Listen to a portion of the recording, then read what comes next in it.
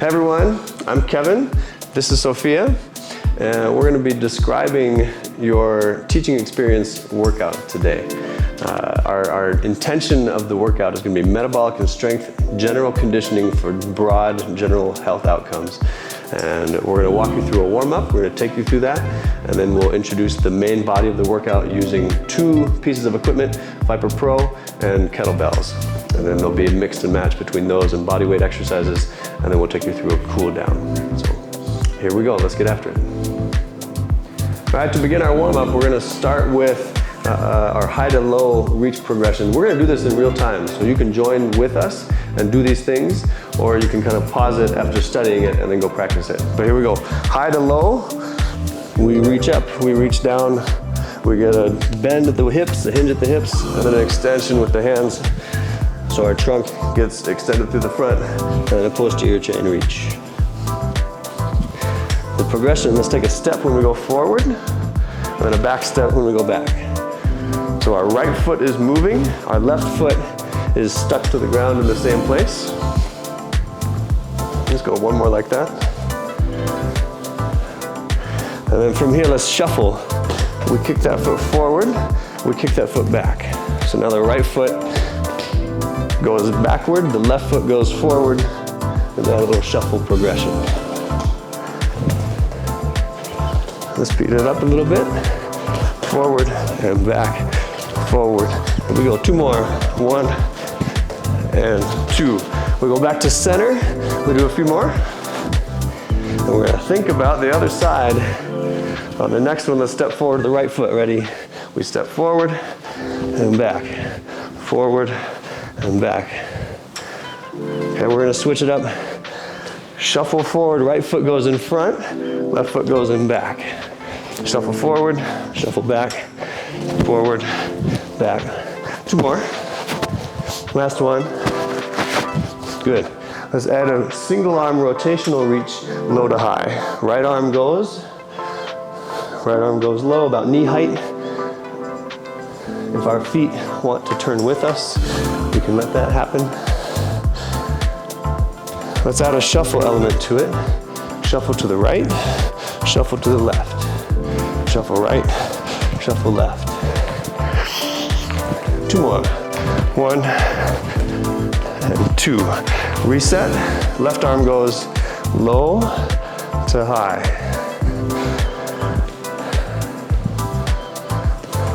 2 more. Turn the feet with you. Maintain length in the spine. Let's add a shuffle high to the left. Ready? Yeah, go ahead. Good. Shuffle left, shuffle right.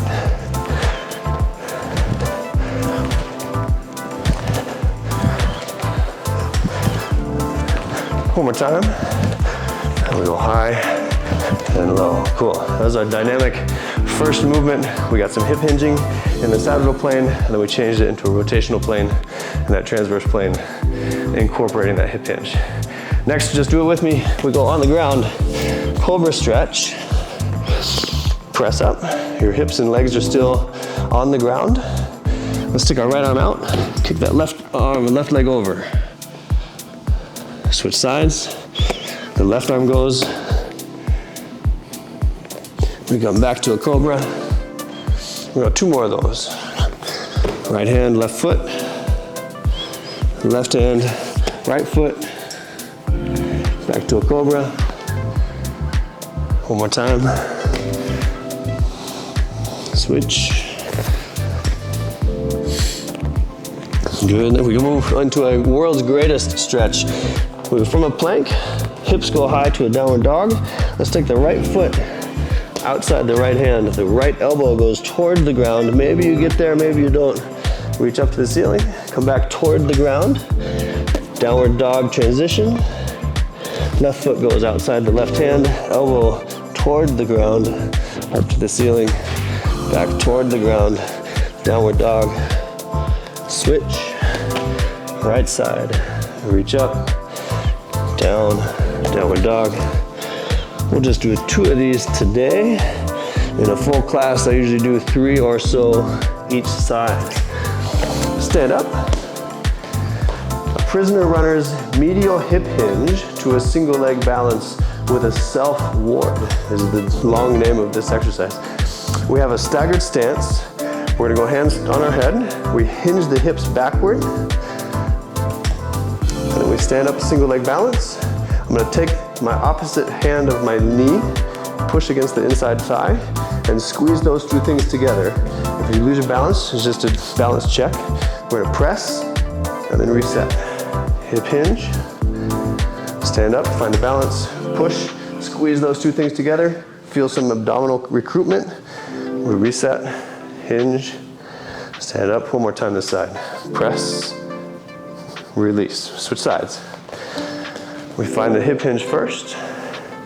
We stand up, single leg, press opposite, reset, hip hinge, single leg, press, go back. Last one. Little balance checks are fine. Reset, cool. In a real class, I'd fold in like 5 or 6 each side.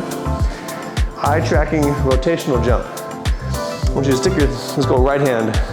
Look at your thumbnail. Pretend like someone wrote you a secret message on your thumb. Where you're gonna open your eyes big to try to see that. You're gonna keep your thumb in space. And you go left, right, middle. Hop, hop, middle. Left, right, middle. Left, right, middle. 2 more. Tup, tup, tup. Good. And we switch. Blink a few times. Open up the eyes. Let's do it again. Ready? Right, left, middle. Ready? Right, left, middle. Right, middle. Tup, tup. 2 more. 1 more. Nice. We got a few more. We have a partner back run around. A little community engagement. This one's fun if you have a partner. Sophia, I want you to face the camera. And you are gonna be in an athletic ready stance. I'm gonna push against you as your partner. Sophia's gonna stay there. I'm gonna keep contact and push, push, push, roll around. I get to the other side, I'm still pushing a little bit. She has to fight me off. I roll back to the other side. I roll back to back. I'm in control of when I go. Her feet need to move around just to keep her balance as I'm pushing around.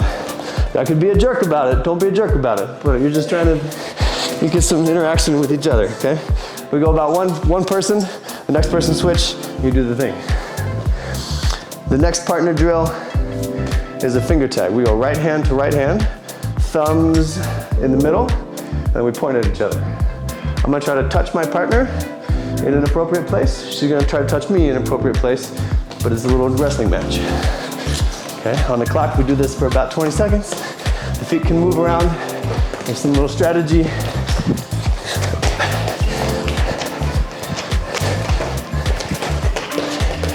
Cool. No points so far. We play that game for like 20 seconds. Shake it out, we switch hands, we do it again. How do we feel? We got a heart rate elevation. We warmed up all our stuff dynamically. We got some mobility, stability, activation. It's all folded in. Cool, let's see you on the flip side for the workout. Okay, the first exercise of our circuit is gonna be a standard sagittal plane kettlebell swing. With your knuckles facing out, palms facing you, you're gonna start with this gradual swing, and that's gonna start to hinge at the hips. Eventually, I want the weight to become higher and higher around eye height at the top end of that. Notice how my hips catch the weight and send it forward. Catch at the hips, send it forward. I'm gonna have Sophia demonstrate more, and I'll talk about what's happening. So she picked it up with a good long spine. She hinged at the hips in order to grab it in the first place. And now she goes through that progression swing. There's a lot of momentum capture in the hips, and then she drives her hips forward to really send the kettlebell into that forward position. Cool, standard sagittal plane kettlebell swing. Okay, after the kettlebell swing, I still want a sagittal plane hip hinge dominant action, but we're gonna be unloaded this time. So I'm gonna do a bunny hop. 1, 2, maybe 3 hops if there's room, but then we come down, we do a backward crawl to reset. Stand up, 1, 2, hands go down, backward crawl to reset. I'm gonna have Sophia demonstrate and keep doing that.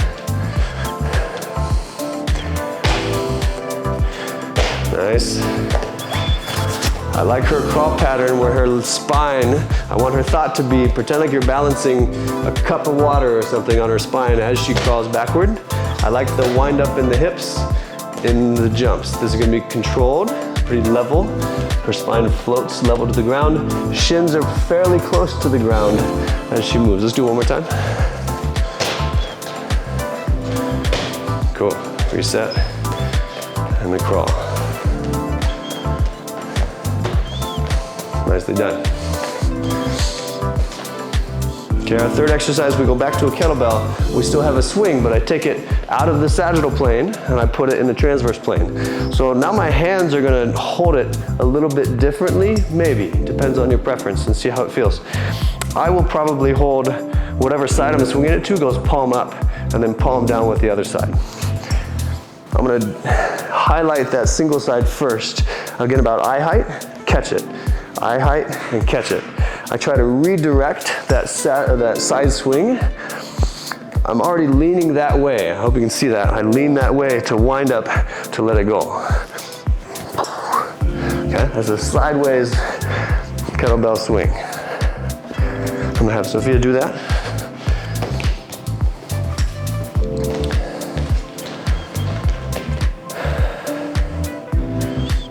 Yeah, cool.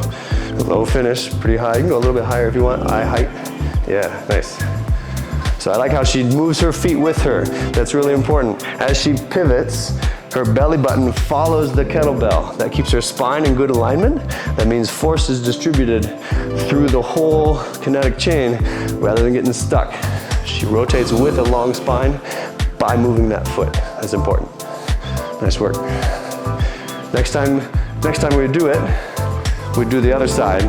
So we see it twice, we switch sides next time we see it. Okay, our fourth exercise of this group is back to an unloaded, now multi-planar task. We're gonna do a sideways monkey crawl with a rotational little skip, which mimics the little drill that we did in the warm-up. Sideways monkey crawl from a squat with elbows on knees. We reach our hands to the side and we scoot our feet over. We stand up from that and do a little sideways hop hop. We come back down, elbows to knees. We scoot the hands first, move the feet, hop, hop. That can be slow and purposeful, or you can be a little faster in the transition, okay? The hips and the feet can go a little bit higher inside the monkey crawl if you're comfortable with that kind of inversion. Try to float the feet and then stand up. So if we give that a few reps. Nice. Nice. One more coming my way. And if you want to explore the depth of your squat a little bit more, you can really sink down into the squat each time, both on the way down and the way up. Yeah. One more time. Nice. Okay, this is the start of the second group of things. We're going to be using our next tool. This is a ViPR Pro. We're going to start with a helicopter squat. Our hands are going to be in the neutral handhold. It means just find the handles, palms face each other. We do a squat like so. This is our setup. We go turn it over and we put it back down. Stand up, turn it over, put it back down. The hand print progression can go higher overhead, so that access point of the helicopter can go above your head as a progression. Also, I can tap the ground as a reset posture check, or if I keep that in continuous motion, I have to decelerate and accelerate the weight to make it change direction. Give me a few reps. Cool, that's her setup. Spine is really great. Cool, so she has the chest tight rotation. We have the hip hinge. We're under load. The load is in front of us. That requires a strong posterior chain to support that. Go ahead and go over the head with the hands. Yeah. Cool, one more. Excellent, that's a helicopter squat. Okay, the next task is unloaded. We go to a single leg task. I want to glue my right foot to the ground. That's going to be my pivot point as I take a backward and forward step from the side, forward and backward step. My right foot stays there. It can just be a step. I redirect, I redirect. If I make it a lunge, I have a little more elevation change down from the hips. I'm okay if I lean forward a little bit. I want to lean forward so I can push the ground away and then reset. I'm still leaning forward a little bit so I can push the ground away with that foot. Give me a few reps. Yeah, good. There's really excellent ground reaction force. The reset, the acceleration direction change of decelerate the leg and then propel it forward. That's really good training. The single leg balance element from that grounded foot is really valuable. Cool, great job. All right, third exercise, we go back to ViPR Pro. We still have a neutral handprint. We're gonna build off of the foundational helicopter hip hinge idea, but we turn it into a lateral lunge this time. Lateral lunge, lateral lunge. What I'm doing right now is actually more of a lateral squat, where I keep my feet in a wide setup, and I just shift my hips from one side to the next. If I wanted to squat with this, I step to center and then go to the other side. Step to center, other side. Notice my handprint is also a little bit different. I let it feed all the way through instead of stopping it short. Nothing wrong with either of those, just a different option. I like the momentum to carry it through that middle on the way up. Give me a few facing that way, Sophia.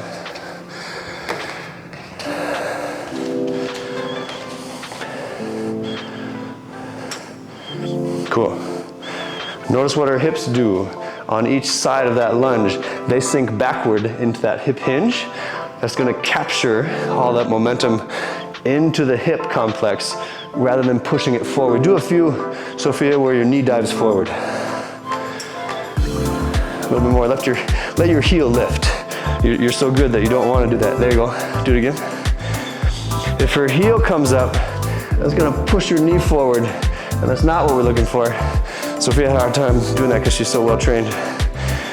She likes her hips back because that's where they should be. It looks good.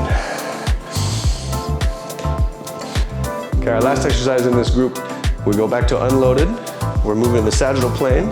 I started with a staggered stance, like I'm a sprinter in the block. There's an explosive switch of the hands and the feet. I reset, I let it settle, and then I go fast. Let it settle, and then all in one motion, a much more explosive element. Show that facing that way. She's got a setup. Go. Go. Go. Go. Good, notice I tried to trick her on that one. Go. Yeah, she got to wait for it. In a group class, we'd just be doing it without necessarily the calls, but you could add them. As an instructor, you could call it, we could be on the same page, we try to react to the call. That's good. Okay, we finished our workout. Our heart rate was elevated. We feel a little bit tired, muscle fatigue, and so we're gonna start to bring all that down toward homeostasis. We start on our feet to let blood continue to roll around. We go high reach, slow, to a toe touch. Mostly straight legs. Maybe we pedal the feet a few times when we're here, and then we come back up. Don't spend too long with your head low yet, because we're still coming back down from the workout. Toe touch, to a high reach. We go one more time. Cool, next exercise, we'll come down to the mat. Quadruped rotation reach. Quadruped means all fours. We go rotation, let's take our right arm and go underneath. We drop our shoulder toward the ground. Maybe it gets to the ground, maybe it doesn't. And then we take that right arm and reach up to the ceiling.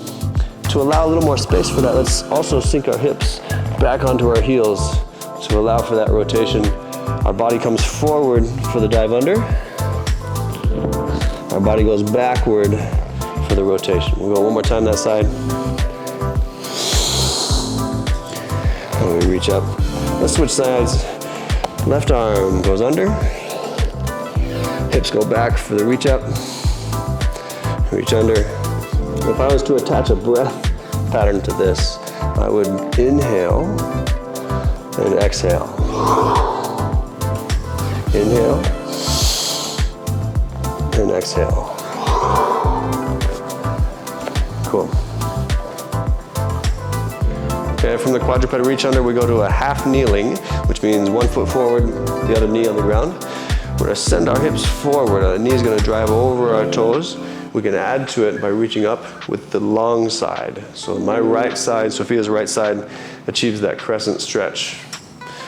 We come back out of it, our hands find the ground, and we sink back to achieve a long side on that left leg. We come back forward, reach up, push the hips forward. Come back, we find the hamstring stretch. We go forward. I would inhale here, and I would exhale here. One more.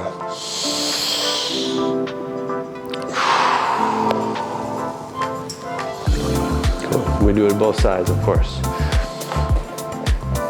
And we have two more. A crab start, chest opener. We sit on the ground, feet in front of us, fingertips point sideways. From here, I just want to become tall. Lift the shoulders wide and up. And then maybe the hips scoot forward. Maybe the hips scoot a little bit more forward. And then maybe they rise into that elevation, depending on what the shoulders can tolerate. If this feels fine and we get a stretch there, cool. We can back out of it any time. Maybe we do reps. Our last exercise in our cool down. We turn back over to quadruped. We'll do a standard child's pose. Our fingers find a space in front of us. Our hips sink back. We drop our chest toward the ground like we're pulling our hips toward our heels. And Sophia's can stay there while I coach through it. I would cue the class to take 5 purposeful breaths right there. Big, slow breaths. You're gonna feel your stomach press into your legs on the inhale. You're gonna feel it relax on the exhale. That's a great restorative pose. We should be toward the end of our cool down. Take one more breath, Sophia. Good, and she comes out of that slowly. And go ahead and change posture. We stand all the way up. Make sure blood pressure feels okay as we transition from that grounded stance. We say congratulations to each other. Thanks for the workout, thanks for being here. That's fun and games, it's good.